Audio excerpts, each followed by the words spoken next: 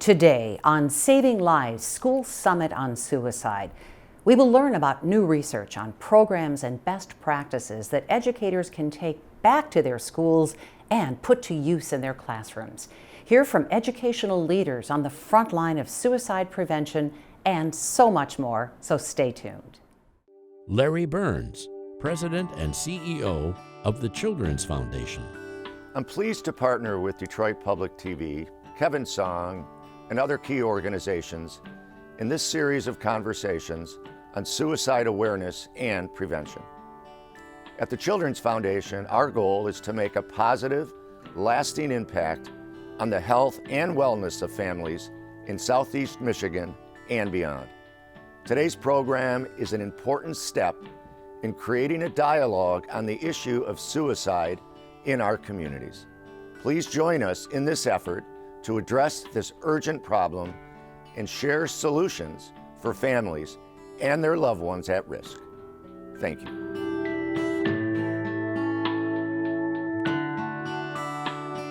I'm Cynthia Canty for Detroit Public Television, and I'm speaking to you from a conference bringing people together from across the state and region to address an urgent crisis in our community and in our schools, the soaring rate of suicide in Michigan.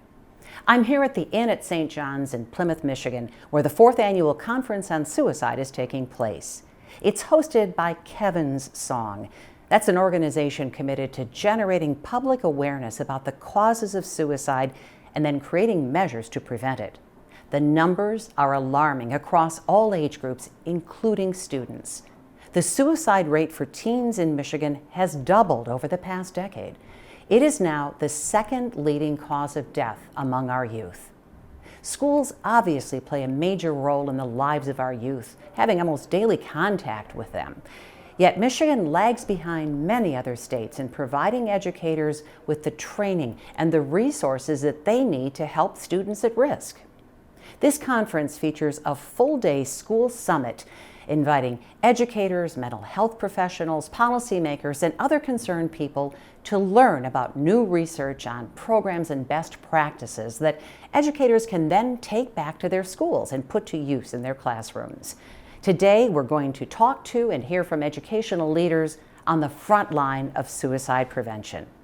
This presentation is part of a year-long campaign by Detroit Public Television, Kevin Song, and the Children's Foundation, a campaign to shine a light of compassion and understanding on an issue that has way too long remained in the shadows. Kicking off today's conference is John Della Volpe, Director of Polling for the Harvard Kennedy School Institute of Politics. He talks about the United States of anxiety. Let's listen. What do you think unites young people today? Say it. What? Anxiety, yeah, fear, okay? And again, I said fear, and I go around the room, okay? And literally, this is the order of what young people were telling me, the order, okay? Fear unites us. Fear, and I said fear of what? Fear of death, people raising their hands. Fear of our rights being infringed upon, fear of the future for our kids, fear of for our family, fear for our health. I could continue. And then next I would ask, what don't we understand? And this is probably the quote that I refer to most often when I give a talk like this. And people ask me, like, what do we need to know about young people in America today? And whether those people, as Larry said, whether they're in the media or folks who are interested in serving in politics, I said, you need to understand that the way, and I kind of rephrase this, the way in which we, as older Americans, think, in the words of this young woman, about finances or taxes, whatever our day-to-day struggles are, okay? The weight that we carry on those things, that's the way they feel about living and dying every single day, right? This was a young woman who was a student at Ohio State University, talking about walking into those classrooms, thinking about, where the exits are and how to deal with that on a day-to-day basis. So the same daily weight, in her words, on an adult's shoulders over bills and taxes is what children feel about living or dying. John, we want to welcome you to Detroit Public Television. It is so good to have you here. You know, you are an expert on political polling. So what's in people's minds, what's in their hearts. So why is this the United States of anxiety, especially for young people, for teens?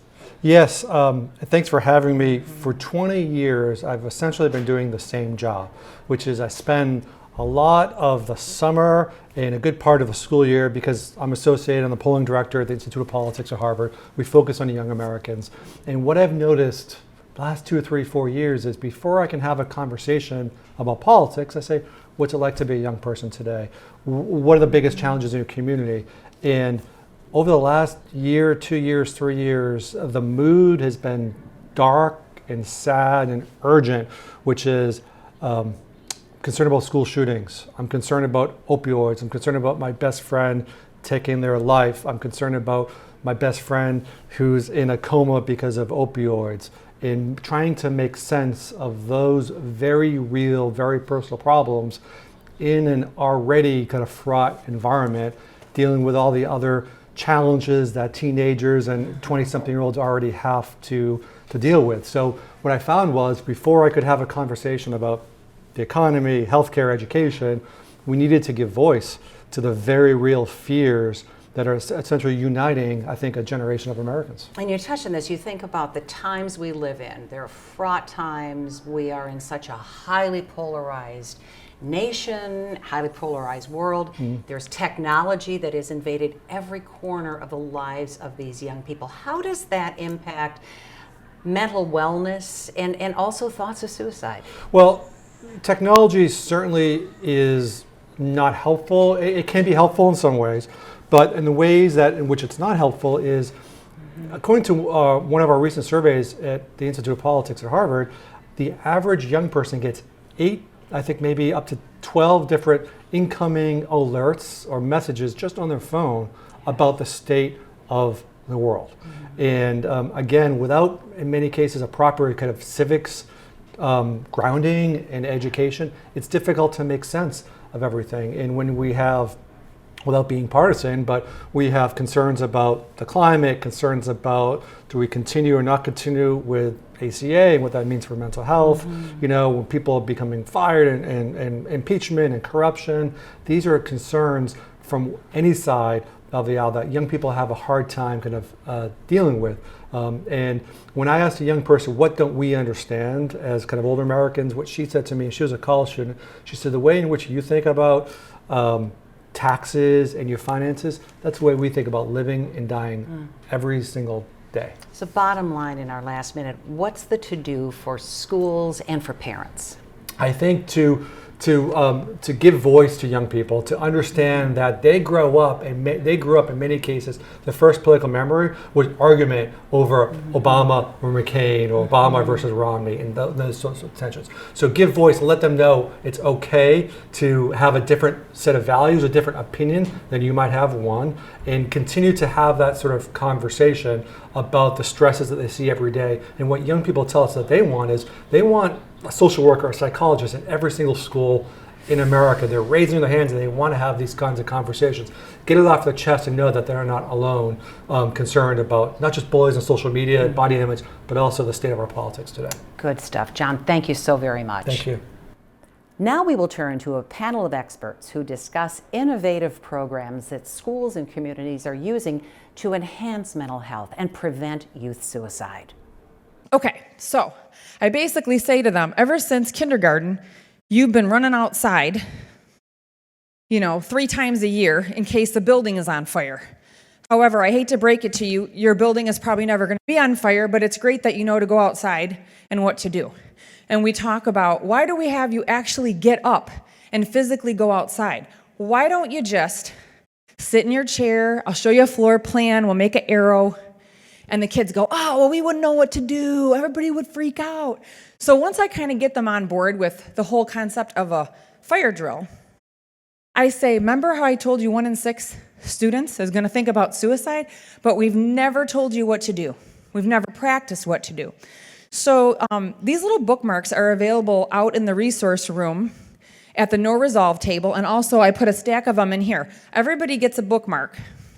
And basically they flip it over and it says, 3 people who care about me, and I have them write down the name of at least 3 adults. They're not allowed to pick another student. It's got to be 3 adults that they feel they could go to if they were ever thinking about suicide or they were concerned that maybe one of their friends were. They write them down, and then I have them put a little star or circle the person that they're going to do the fire drill with. So I tell them, this is the homework part, that what I want you to do is I want you to now go home in the next 24 hours, and you have to actually speak to this human. I have to be very clear. You can't text it. You can't take a picture and send it. You have to actually look in their face and have a conversation, which for some of them is a little terrifying. I tell them it's 30 seconds of your life that could make a really big difference. So I have to kind of, talk it up a little bit. So with me now are Stephanie Lang, Student Assistant Specialist at Dakota High School, who has developed a successful program for suicide prevention, and also Barb Smith, Executive Director of the Barb Smith Suicide Resource and Response Network, which provides evidence-based training on suicide prevention. Stephanie, I want to start with you. Tell us about the work you're doing at Dakota. What's this program about? So our program really just consists of a combination of classroom lesson plans. So we're trying to deliver a lesson about suicide prevention or mental health awareness to every student every year, along with assemblies for students and also training teachers and staff to be aware of mental health concerns that students might be facing. What makes it effective? Well, I feel that what makes it effective, the most effective, is that we're training students to be like the front line, to be able to identify when something's going on with a friend instead of 100% relying on adults being able to identify it, because we feel like they're going to notice something in a friend probably much sooner than an adult would notice it in a student. What about the work you do? Well, we do and offer prevention and aftercare specialties. So what we do is we offer the evidence-based as well as awareness trainings to go out into the public, and we say where people live, work, learn, and play. So we deliver trainings that help teach you the tools, just like you would for if you're on fire, stop, drop, and roll. We want simple yet effective tools of how to recognize someone with thoughts of suicide and how to respond in a life-saving way. And then we also offer aftercare trainings as well as services for those who have lost someone to suicide. What does that mean when you say evidence-based? That means that it's been highly evaluated to show a behavior change over years, over a series of times with multiple people at multiple levels. So meaning that it's been recognized and that it's proven to work. Yeah, what do you think makes some approaches work and some not? Well, I think it's what people are ready and willing to do, and what they, we say one size doesn't fit all, number one. And I feel like when people are ready and willing and able, but if they're taught a tool that's very simple, they're more likely to use it. When you see these kids that you work with at Dakota, and you've seen them through the years, what do you think is going on that makes them more vulnerable to anxiety and to depression? My opinion is that students have always experienced a certain degree of anxiety and depression, and it's just in the last maybe 5 to 10 years where adults have given them permission to talk openly about this. So I don't necessarily feel like it's a higher level. I feel like it's a heightened awareness and a comfort level. We're telling students to speak up, so they are. And so I feel like that's something that I feel in my population, in my building, that's my opinion.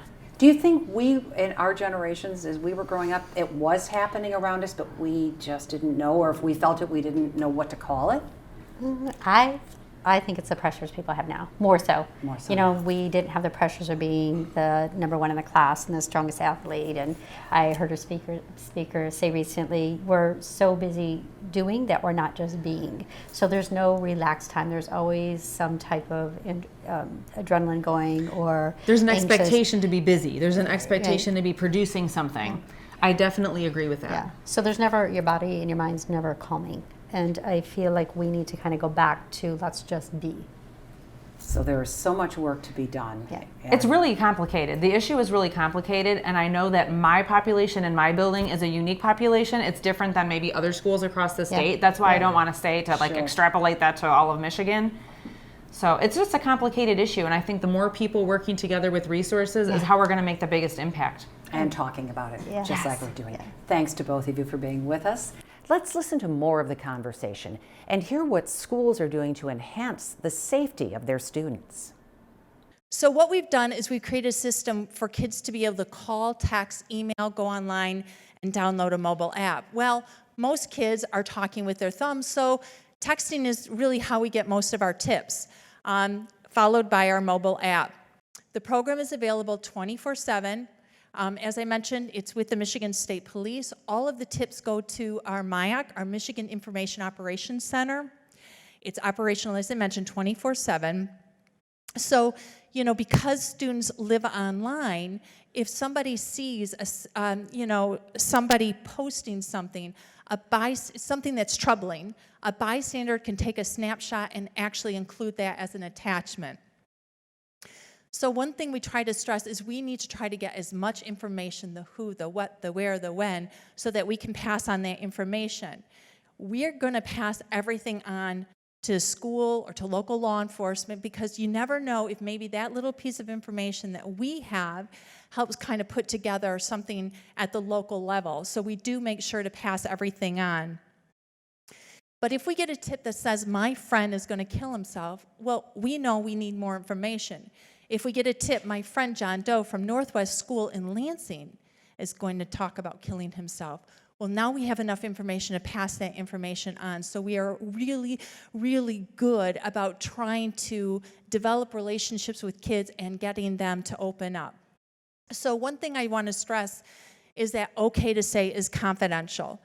And what I mean by that is we can pass on all of the tip information, but we cannot, under the law, release the name of the tipster.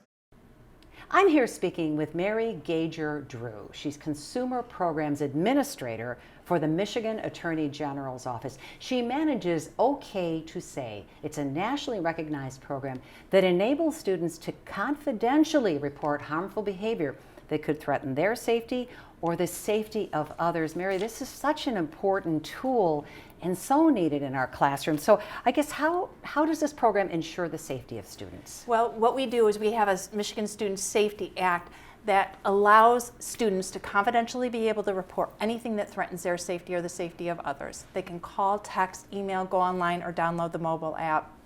And their identity is protected under the law, so we cannot release the information to a school, to local law enforcement.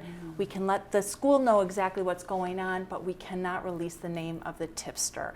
So for that, that's really important for kids to know that if they have the courage to come forward, that they're not going to get in trouble, that they're going to have somebody that will listen to them and try to get them the help they need. And the worry about peer pressure, you squealed, Absolutely. is crushing Correct. for teens. Right, it is. Yeah. The idea of, the snitch, the narc, or the fear that if they do something, there could be retaliation. So really, really trying to break that and give kids an opportunity to safely go and tell a trusted adult, and so we can get help to kids who need it. Have you got an example or two of how the program has worked in Michigan? Absolutely. We've had so many successes, and the program is really working really well because kids are doing the right thing. So we call them the heroes in the hallway. They're stepping up, they're speaking out. One tip that came into mind was a young girl who had moved to a school district. She was very pretty. For some reason, this did not necessarily settle well. There were some girls that decided to make fun of her. They created a web page directly towards making her feel pretty awful about herself, and they would take images and distort it, and then they would get others to rate her. It was pretty terrifying for this young girl. Somebody knew about it, they reported it, we were able to get the girl the help that she needed. We could pull the web offline, and we were able to get, there were some consequences for those girls who intentionally misused the system to hurt this young girl. And I know just from experiences in our circle of friends, it didn't used to be that way. It didn't, but when you've got the power of the Michigan Attorney General's Office Right. involved with this, Right. and then schools backing that up and Right. taking action. Right, and we've got the local law enforcement who's doing their job. We've got Michigan State Police who are doing awesome work. So everybody is working together, and I think that's what's so great about the program is everyone is working to do the right thing.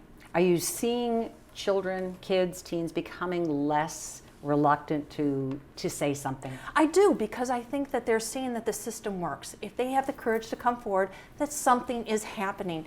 One of the other things is that we have outcome reports, so we know that once schools are made aware of a situation, they're taking action and they're responding appropriately and helping kids in trouble. So I think that's one of the blessings of this program. This program is being done elsewhere, but you're saying Michigan is kind of a leader in how Yes. it's being implemented and put into schools. Absolutely. We're getting calls all over from different parts of the nation, people who want to model our program, and it's something that we can all take a lot of pride in. Okay to say it is a good news story. It is. Mary. It is a great story. Thanks So, for sharing it with Thank you. us. Really appreciate it. Let's get back to the panel and learn more about novel approaches that schools are adopting in their classrooms. I am the founder of Be Nice, which was actually created in 2011 following the death by suicide of a young man who brought national attention to cyberbullying. His name was Tyler Clemente. And the foundation had been doing a lot of education in the community prior to that. And so what we did was we needed to create something to keep the conversation going. So anyway, so we created Be Nice, and with that, we got called in to do assemblies to talk about being nice, but we were very, very intent about the fact that this is a mental health education, suicide prevention conversation that we're talking about. People need to have a greater understanding why you should treat people with respect, with civility, why you should connect with people. So Be Nice turned into an action plan. And with me now is Christy Buck, is Executive Director of the Mental Health Foundation of West Michigan. Christy, so good to have you here. And I know you've been Great part to of be here. creating 2 new programs for the classroom, Live, Laugh, Love, and, as we see on your shirt, Be Nice. You got it. Be Nice is something that might be tough for kids to do. Tell us about this program. It is. And so what Be Nice is the mental health education suicide prevention program that comes with an action plan. So it's more than just to be nice and to treat everybody with respect and civility like we want everybody to, but it's having a greater understanding that there's a plan. Notice, invite, challenge, and empower. It's a roadmap. Yeah, you got it. It's a roadmap Yes. to why I should be nice. So the end is to notice what is good, what is right, and that's every day. I do need to look at people in a positive light. What's good, what's right. So then, with that tool, I can notice what is different. So if I notice what is different, I need to invite myself to reach out. I need to challenge that because it's a risk. It could be a risk. I might be getting myself in trouble. It could be that I'm going to lose my friend because I'm telling someone that I'm concerned about my friend. And then ultimately, that E is huge because it's empowering myself. And I'm empowering myself to give that person resources and assistance. You have over 3 decades of working as a mental health professional. Thinking of our kids, what do you see as the drivers behind what seems to be an increase in depression, anxiety, teen suicide? What's going on? So even today, our presenters that were at the conference really talked about it exactly, and that is what is bringing about a change in so many people's behaviors is what's going on around them. And so when you get up in the morning and you happen to have the TV on for the national news, and my son, daughter is in the room with me, they're hearing that negativity, that thing that could place fear in their own lives. Fear breeds anxiety, and so we know that anxiety is the most common mental health disorder, but anxiety left untreated, somebody could actually develop depression. With depression comes people that may have thoughts of taking their life. It's like a spiral. It is. What can schools do to adapt to and deal with these changes that you've seen over the decades? Okay, another great presenter was here today, and that was from University of Michigan, Dr. King, and she mentioned connectivity, connectedness. And I really, truly believe, and I know it, and that's why I'm so passionate about Be Nice, that we need more programs that are connecting kids. And what's better than connecting kids with respect, dignity, and treating people in a civil manner? So I love it. I love what we're doing. I love our program in that it can build resiliency in other students and help people to connect to each other by a simple hi, a hello, a compliment, getting them involved in a club or organization, creating more clubs and organizations within my school to allow for that connectiveness to happen. You're giving kids sitting in the classrooms the power to really affect in a good way the person sitting next to them. That's what it is. Are our schools doing enough, broadly speaking? I'm hearing a lot, and I'm seeing a lot. I'm at this conference, and it was, holy cow, walking down the resource lane, right? But we've got to be able to get to the masses also. So we have created With Be Nice as an action plan, and it can transcend to adults and to companies, to faith organizations. We were at a school, and there happened to be a Be Nice tennis match. Imagine that, between two rival teams. And about 2 weeks later, I received a note from a grandmother who happened to be sitting at the tennis match. And she said, what you did for our boys that day actually saved lives. A grandma. And I'm going, that's what you want to get to. So if we can't get into every school, which there should be a program surrounding mental health education, which can lead to suicide prevention, we've got to have that expectation. Christy, thank you so very much. Great advice. Thank you, Cindy. Great work. Thank you so very much. Great to be here. Now, let's listen in on another important panel discussion on innovative programs to educate middle and high school students on suicide awareness and prevention.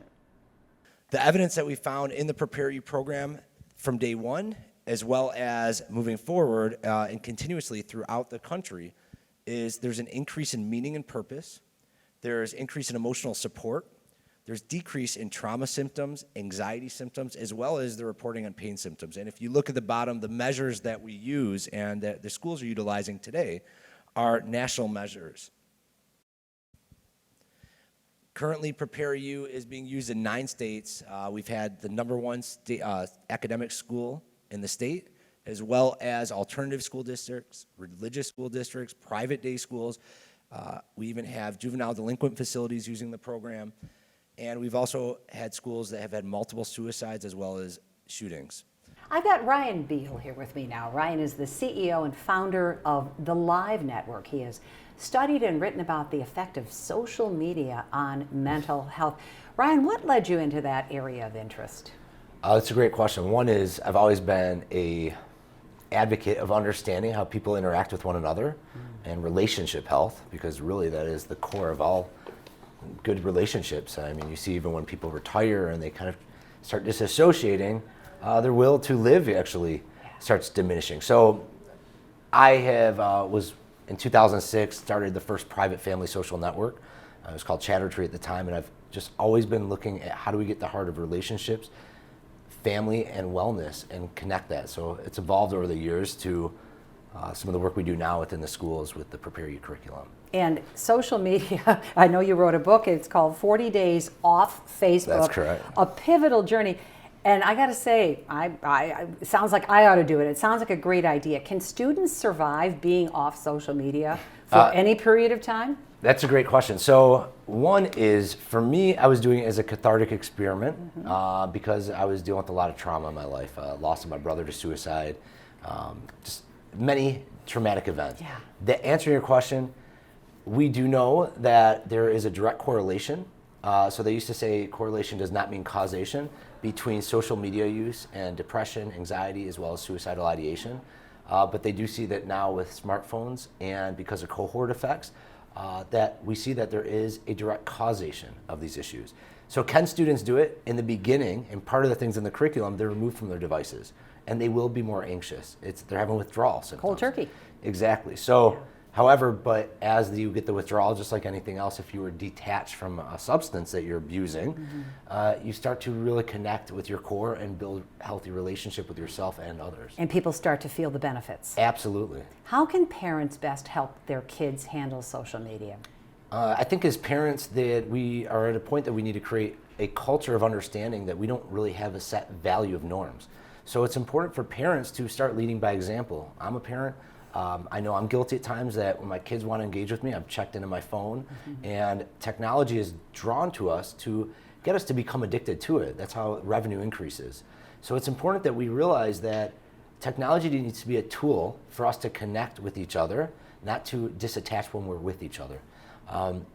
Somebody told me recently that their family member has a rule that at dinner, whoever pulls out their phone first pays for the dinner for themselves. So it was a very reasonable way to motivate people. So when they're about to check their phone, they say, are you going to pay for your dinner for yourself when they're out?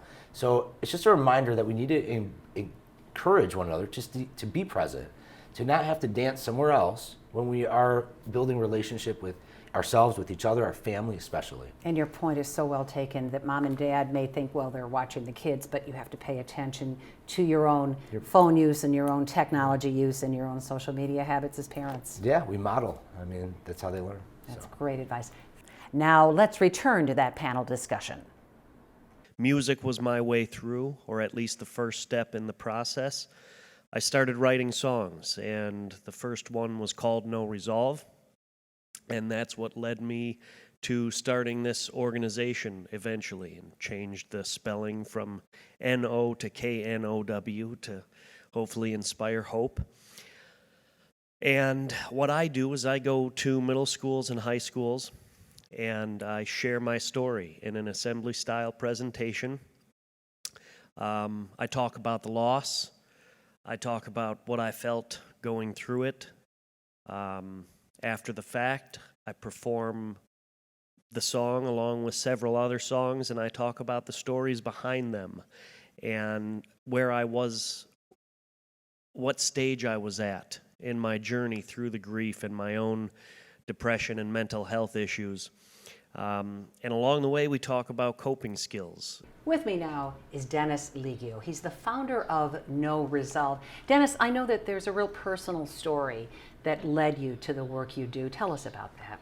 I lost my dad to suicide when I was 14, and our last words were in anger, so I struggled for many years with that guilt and all the other stuff that comes along with a loss by suicide, the shame, the anger, the grief, complicated grief, and music ended up being my way through it. I started writing songs. The first song that I wrote was called No Resolve, and it was about the loss and everything I was keeping bottled up inside because of it. And eventually that led to starting this organization in 2007. Kept the name No Resolve, changed the spelling to K-N-O-W to try to raise awareness and make this something okay to talk about. So how does No Resolve work? What's the mission?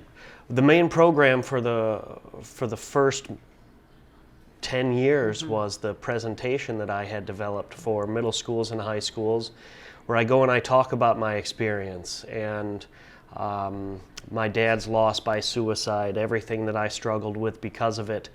And I bring my guitar and I play some songs and I talk about my journey through the grief and my own depression and suicidal thoughts and everything that helped me along the way. As you've done this work and you talk to young people, you know, every time we bring this topic up, the word stigma rears its head. What do you see as the key to getting past the stigma that keeps someone who needs help from asking for it? Talking to each other. And for me, one of the big turning points in getting the help that I needed for my own depression and post-traumatic stress disorder, frankly, I needed medication along with therapy and the creative outlet. And I had that internal stigma that I couldn't get past. I was afraid of side effects. I didn't want to take a pill. I was worried about what other people would think. And it was a conversation with a friend that changed my mind about that, along with the news that my wife and I were pregnant and my desire to do better, to be better, to feel better for her. Like you wanted to say, it's going to end with me. Yes.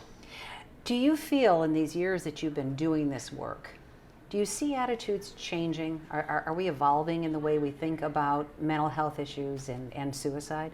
I think so. I think we're making a lot of progress with reducing stigma surrounding mental health issues and getting to a place of greater understanding that it is a brain illness. The brain is an organ. It's part of the body, and there's no line. There's no shame. It's not your fault, but it is your responsibility. What's at stake here? Lives. Lives are at stake. Happiness is at stake. The ability to just enjoy one's life on a daily basis, all of that is at stake. Dennis, thank you so very much for spending time with us. Thank you. Sometimes it takes a little magic to help people suffering from mental health issues, as we hear next. When I was in high school, I started to develop this program inside of my magic show and to develop this kind of talk for those who saw it. It's a suicide prevention and coping skills assembly, but I use magic instead of a PowerPoint. when I was getting out of high school, every organization, every school, and every single place that I went to went, ha, we don't need that here. What are you talking about? Because maybe I didn't have really a track record. So naturally, I got in a Ford Focus with my best friend, and I went to Las Vegas, and I started to street perform and do the exact same presentation that you saw, just on the side of the street, living out of a Ford Focus and collecting tips. And this went on for a very long time. I went from Denver, Colorado to Vegas. I got eaten alive on Venice Beach and ran into a street gang that kicked my butt. And then we had to go back to Vegas and eventually home because I went broke. When I got home, I had apparently caught the attention of a couple newspapers, and Common Ground saw that I was an inpatient there, and they reached out to me and they said, hey, we want you to start speaking for us to raise funds. And I said, okay, cool. That's where I met Tony Rothschild, who passed away about a year ago yesterday. And he really coached and mentored me. Originally, what I wanted to do was be a magician who had a giant platform, and then I would use that platform to talk to my audience about mental health, like I've seen other entertainers do. But he told me that I needed to mix messaging together, and that's what I need to do for the rest of my life, and it would reward me, and he could not have been more right. Anthony, you take a very unusual approach to this work in preventing suicide. Magic. What led you to this approach? I've always loved magic, and after come to know it's one of the oldest art forms that we've been using, and to mix it with storytelling is just so powerful and much more interesting than a PowerPoint for high school and middle school students. But what led you to also this interest in mental wellness, mental health issues? I'm a 3-time suicide attempt survivor. I struggled a lot with self-harm in high school, middle school, and using negative coping tools to manage my stress, my depression, and my anxiety. I decided very early on that I always wanted to use magic. And originally it was to build a platform as an entertainer and then talk about mental health, like I've seen a lot of entertainers do, but then I decided to just mix them into each other and do school assemblies, and well, it didn't always start like that though. No, but it grew into that, and it's called The Magic of Hope. Why do you call it that? The Magic of Hope, because there is just so much potential in hope, and there's so much importance. When I was suicidal, I had zero hope for myself, for my future, for my environment, and it was truly that wow factor I think that a lot of people get when they experience a magic trick, where they just, wow, that's unexplainable. When I felt hope again, that's the closest I could explain of how it was. It was just this magical experience. Did magic save your life? I won't say that magic saved my life. I think that therapy, inpatient therapy, outpatient therapy, learning coping skills is what saved my life. Magic, a lot of people talk about art therapy. Magic was my art therapy and my way of kind of explaining things. So you come into a classroom, you do a magic show, but you're presenting this very, very important life-saving message. What kind of reaction do you get from kids? I've received well over 300 or 400 messages from students in the last couple of years. It's all positive. A lot of times I'll actually get everything from just, thanks for coming to our school, I really enjoyed the message. I'll get a lot of kids asking me further, how do I stop self-harming? How do I approach my parents or somebody about my addiction or me using drugs to cope with my stress? And then on the more extreme side of things, there has been times where I've given a presentation and I've received a message from a high school or middle school student saying I'm suicidal, I need help, and that's when things get a lot more into I have to contact the school counselor and go from there. It gets very real very quickly. It gets very real very quickly, and that's something that I take very seriously, but I go over this with the school before. I'm saying, hey, this will happen as long as the counselor is available for me to just screenshot and send it to them, because that way they can immediately get the student down there. How much traveling do you do? All around? I travel all around. A lot of my schools are in Michigan, but in the last couple years, I have done an entire county. For example, Clarion County, Pennsylvania, I've been to every school there. I've been to almost every county in Michigan, all the way to DC, Chicago. In a couple weeks, in the same week, in the middle of February, I'll go from Milwaukee to Sault Ste. Marie and Miami in a 7-day period, and I'll be home for maybe 4 or 5 hours in between there. So. Certainly the need is there. Well, you're a man on a mission, Anthony. We want to thank you for sharing that with us today. Thank you. Kevin's Song, the wonderful organization that brought together all of these caring and committed people, has created a new documentary debuting at the conference.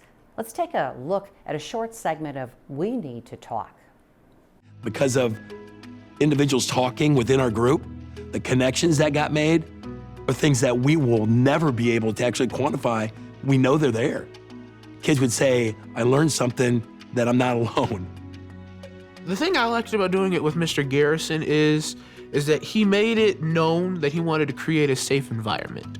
Like every day in class, we'd have these circle talks and he'd give us a topic and we could discuss it as a class. That way you build a relationship with the teacher, a form of trust, and with the other classmates, because he told us nothing you say leaves this room. We just went to another level of understanding each other, and it's not just the kind of friendship that lasts through high school, it's the kind of friendship that's gonna last a lifetime.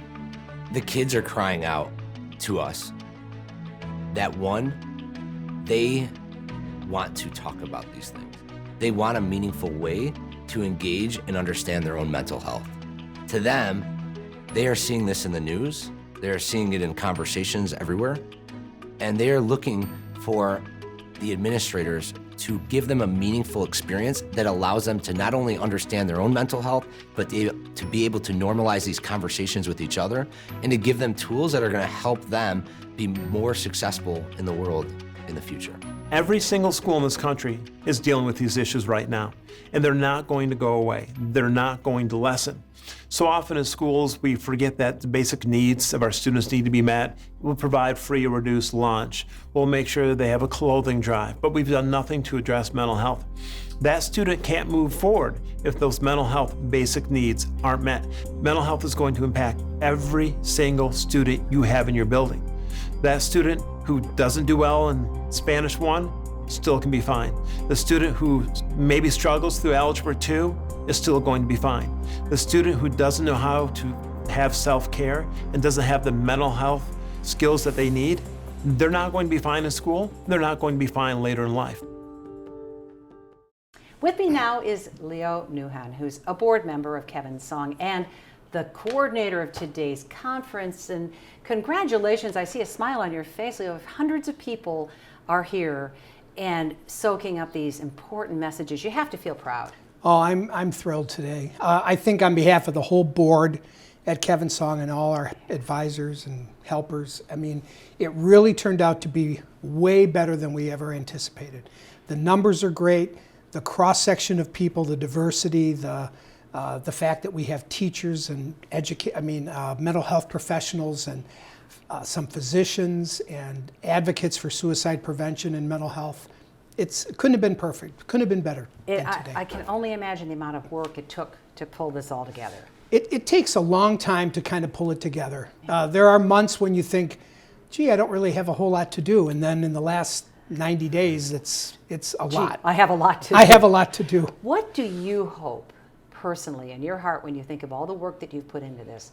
What do you hope will come out of today? What do you hope you accomplish? I hope that we can move the needle throughout the state to make people more aware of the need for suicide prevention.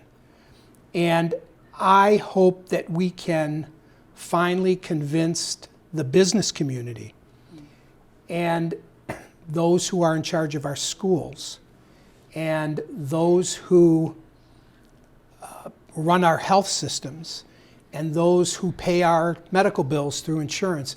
I want those groups to understand the need for this and to join us in advocating for better risk assessment, better access, and better prevention. In the years that you've been doing this work, Leo, are you seeing attitudes changing? Is there a shift? Absolutely, there is. How? There's some momentum now in the state of Michigan, and I think it's in part thanks to the current leadership, the previous leadership, there was many efforts that were being made to change mental health, the delivery of mental health systems. Everybody is kind of working hard to find the right model to deliver it. But we're finally seeing some awareness of suicide and how serious of a problem it is at different levels for young people, for middle-aged men that are working, for seniors, for veterans. And we finally see some movement. The governor has asked for a statewide plan, and the legislature has just passed a law that will establish a suicide prevention commission. And so we're trying to form a coalition, a large statewide coalition of coalitions to help the state make those moves and to help the business community and the insurers and the healthcare. Everybody is interested, but nobody has ever stepped forward to bring them all together. Unite. And that's what we're doing with One Voice. And briefly, there's the new film. How do you hope this film will kind of further this cause? The whole point of the film was to show people what's out there, what resources are out there for schools, for people that work with youth, for for families, to give them the tools to address some of these issues. Well, the work is never ending. You are tireless. Kevin's Song is a wonderful resource. We're lucky to have you. Thank you for being with us. Thank you. Leo. Let's look now at some more of the documentary. Friendship Circle is a community organization providing friendship and inclusion to individuals of all ages with special needs. Teens from neighboring communities volunteer hundreds of hours a year at Friendship Circle under the mentorship of teen director Rabbi Yarden Blumstein, who noticed that his teens had some needs of their own. A few years ago, as I was engaging these teens and networking with these teens to volunteer, we started picking up a lot of teen isolation and teen crisis. And that kind of stems from the idea that Friendship Circle initially started as a place that people who felt isolated and alone could find a home and find a community. So teens were reaching out and saying, could we get that same friendship? Could we get that same support? Could we get that same community? And therefore we created a program. It started with just a little bit of training and programming, but eventually turned into a full-flung program called You Matter, and that's what we're running today. For quite a while now, I have struggled with anxiety. I was trapped with my anxiety until my sister came up to me one day when I was struggling and told me about this program called You Matter, and I immediately wanted to become involved. I felt like it was something I needed to be a part of because it stressed such an important message. You Matter is first of all a message to teens that they matter unconditionally. It's not their scores, their grades, their achievements, their sport capabilities. They have a value, inherent value, and it's not based on what they're doing. Teens are so much more in touch and in tune with information that adults find out so much later in the game, if we find out ever. And therefore, they matter to those around them. They could do something about it. Now it is my great privilege to introduce you to two people who made all of this possible, Gail and John Urso, the founders of Kevin's Song. What a wonderful, wonderful day. This must be such a source of satisfaction for you. Oh, it is indeed.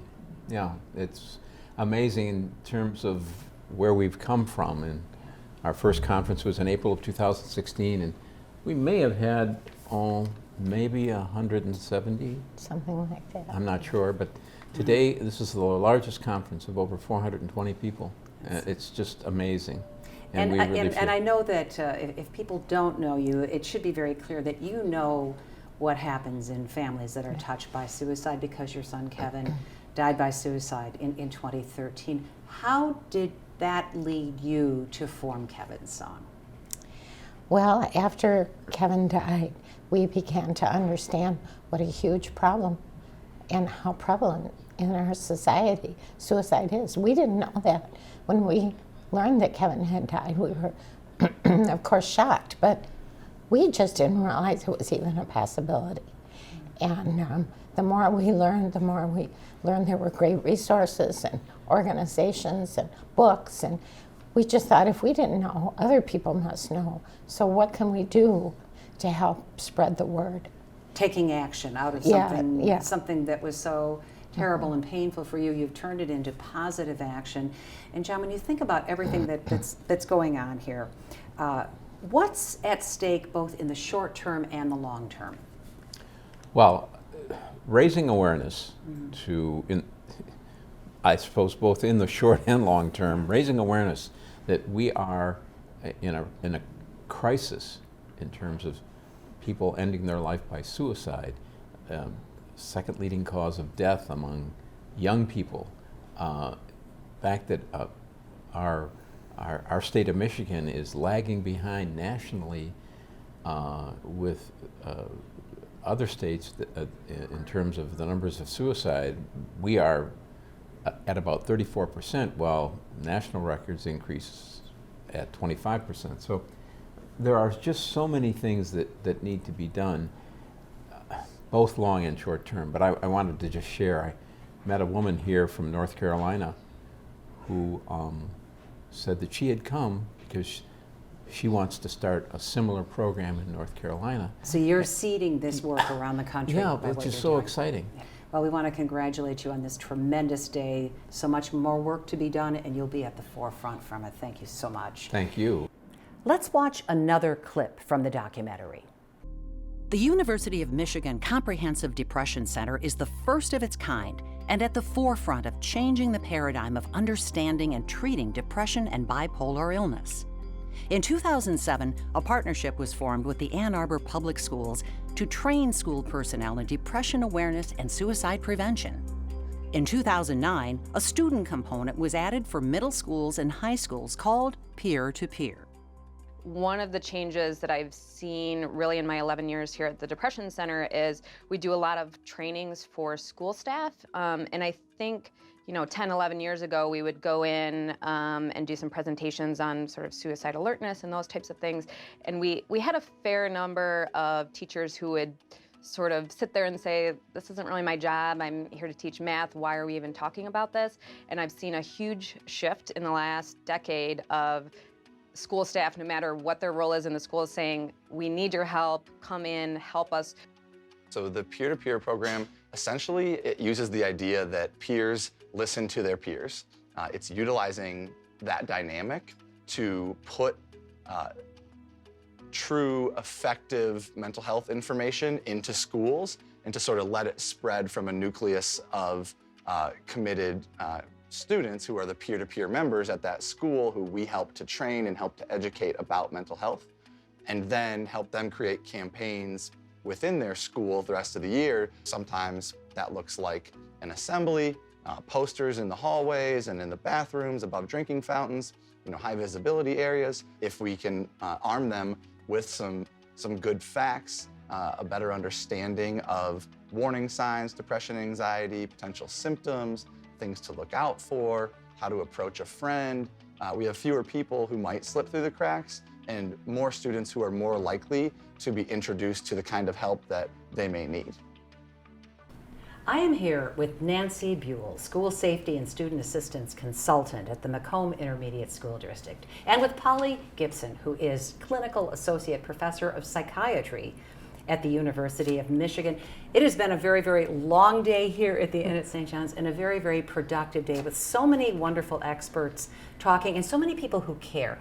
Polly, what do you think is the big takeaway from today? Yeah, that's a really great question, and it's been a pleasure and honor to be here today and to be one of the featured speakers. I think the big takeaway from today is that there's hope, that there is a village, and there is a village of so many different stakeholders that are committed to preventing this tragedy of suicide in our communities. And what did you take away today, Nancy? The theme that I'm hearing throughout is connection, and it's been very gratifying to see how many people, and particularly the educators who are coming and want to learn more to enhance what they're already doing in their schools. And so I think the hope is great, and connection, that it doesn't have to take a whole lot, just us being able to be in relationship with each other and with our youth to really make a difference. There certainly seems to be such a growing awareness that you have to talk about it. That old feeling of, well, don't talk about them, don't give them ideas. You have to shed sunlight on it and talk about it. Have you seen that process happening today? Oh, definitely. I used to get that question actually, and I didn't get that question today. This idea that if I talk about it, am I going to implant ideas, or am I going to make a kid become suicidal by asking? So I think, I hadn't thought about it till just now, but I usually do get that question, and I didn't get that question today. Yeah. What do you see as the best ways that we as a caring community, whether it is relatives, whether it is teachers, clerics, people who are in the lives, teachers, classmates, how do we best come together to solve this problem when you realize this alarming increase in young people dying by suicide? So how do we best come together? Yeah, how do we change this? So I think offering Kevin's Song Conference, this idea and getting somebody who has the passion and the resource to make the ask. Because you talk about the importance of asking the question regarding suicide. It's okay to ask the question. Well, really, the best way to do this is to ask, is to have somebody who can put this together and reach out to people and say, will you come? Because I think we'll all be surprised by how many people really do want to come. There's 400 people here. and for people watching on television who couldn't be at the conference today but worry about this and wonder, what's the first step? They're worried about someone in their family. Polly, what's the first step they should take? Well, I would say that if you're worried about someone in your family, then you need to talk to them about it, and you need to ask. And oftentimes it's important, though, to feel prepared before you talk to your loved one. And so I would say tap into your local resources. There are so many resources in your community that provide education around suicide prevention. It provides language of how to even talk about suicide. So I think it, kind of starts with yourself, but also making sure that, we kind of say when you see something, say something. It's kind of a play on that. If you're concerned about someone, speak up to them and say something. Do you believe, Nancy, we'll see this statistic change? Can we reverse this statistic? I am eternally hopeful. That is my passion. That is my drive. We will get to 0 suicides. and I do. I think we can. We've seen it happen in Macomb County. 0 youth suicides after we did a big launch of a suicide prevention program, and it's possible. So the work is being done here. Polly, Nancy, thank you so much for being with us. Thank you. Thank you. I want to thank the Urso family, Kevin's Song, the Children's Foundation, and all the people that we've met at the conference on suicide today for making this program possible. Suicide is a difficult issue. It spares no income, ethnic, or any other group in our community. But there is hope. There is continuing research leading to innovative approaches for educating the public and for reaching out to individuals who are at risk. Suicide is a frightening problem, but as the people here today proved, we need to talk about it. We need to work together as a community to find solutions. We need to reach out to people in need. No one should have to struggle with issues like depression alone. We can help them. We must help them. This is Cynthia Canty for Detroit Public TV. Thank you for joining us today.